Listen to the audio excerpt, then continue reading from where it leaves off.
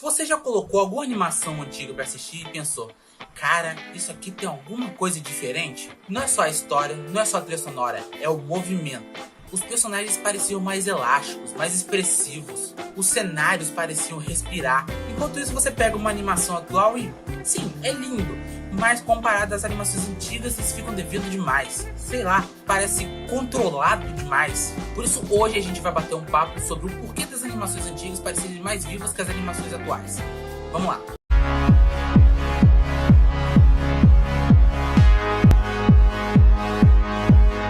Fala galera, beleza? Aqui é o Elmi e sejam bem-vindos a mais um vídeo aqui no canal Playboy. Pra começar, queria dar os créditos aqui ao Arthur Viana, que eu vi esse vídeo no canal dele, achei muito interessante esse tema e resolvi trazer pra cá também e dar uns 2 centavos sobre isso. Então vão lá no canal do Arthur Viana, que é o vídeo original dele, é um canal que eu gosto muito aqui no YouTube sobre cinema.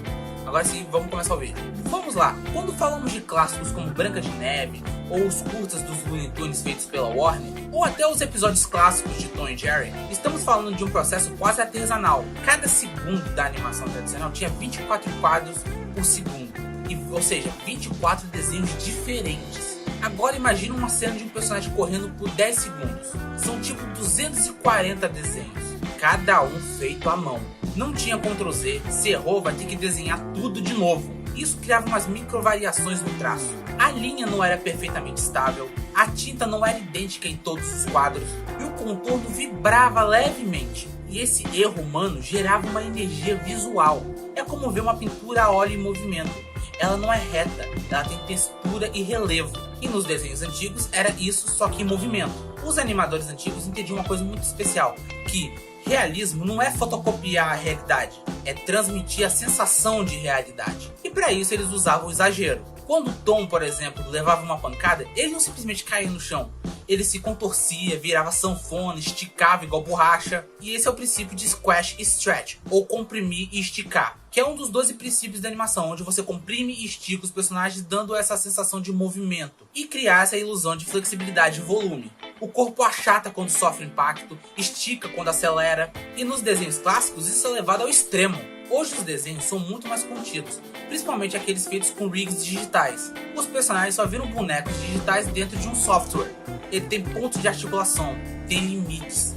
Já o animador tradicional poderia redesenhar um personagem da maneira que ele quisesse, como ele quisesse, esticando o máximo que ele quisesse. E essa liberdade gerava identidade. Mas não me entenda errado, eu não estou falando mal aqui da animação 3D. Muito pelo contrário, você nunca vai ver eu falando mal de animação 3D. Existem animações 3D ruins, mas eu nunca vou falar mal da técnica 3D. Nunca. Eu amo filmes de animação 3D, mas elas não têm o mesmo charme da animação tradicional em 2D. É isso que eu tô falando. Existe uma diferença enorme entre animação completa e animação limitada. Na animação completa, temos movimentos mais fluidos, corpo se mexendo e muitos quadros. Já na animação limitada, temos menos quadros, menos movimentos e foco na economia. Quando a TV começou a dominar, os estúdios tiveram que produzir muito conteúdo muito rápido. Então eles começavam a reaproveitar quadros, mexendo só a boca ou só o braço. Lembra aquela cena de Invencível, né?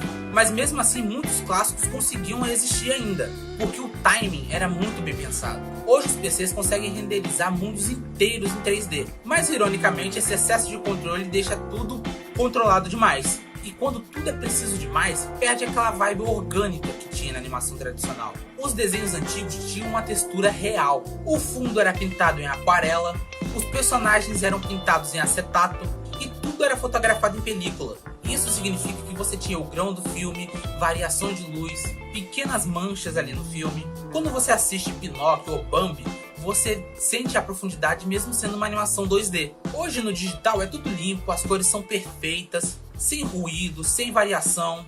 É lindo?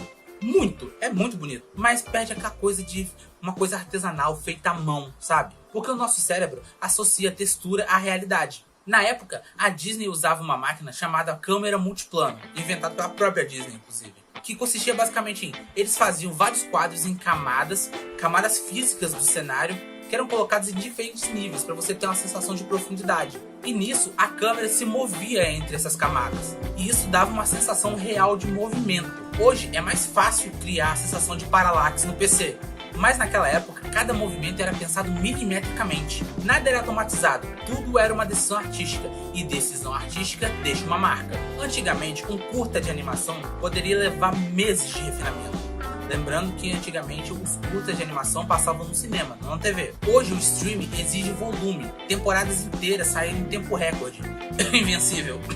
Com equipes espalhadas pelo mundo e num pipeline quase que industrial. Isso obviamente não significa que os artistas de hoje em dia sejam menos talentosos, muito pelo contrário. Mas a gente vive num mundo onde tudo é feito pra ontem, ninguém tem mais tempo pra nada, e essa velocidade toda muitas vezes sacrifica detalhes, e é nos detalhes que faz uma animação brilhar. Ah, mas isso aí tem um fator nostalgia também, não é? Sim, esse fator nostalgia existe, eu concordo. Quando a gente era criança, a gente estava absorvendo tudo aquilo pela primeira vez. Isso ampliava nas nossas emoções. Mas se fosse só nostalgia, ninguém assistia um filme da década de 40 e se impressionar com a qualidade da animação até hoje, não é? Mesmo sendo animações muito antigas, ainda assim a gente se impressiona.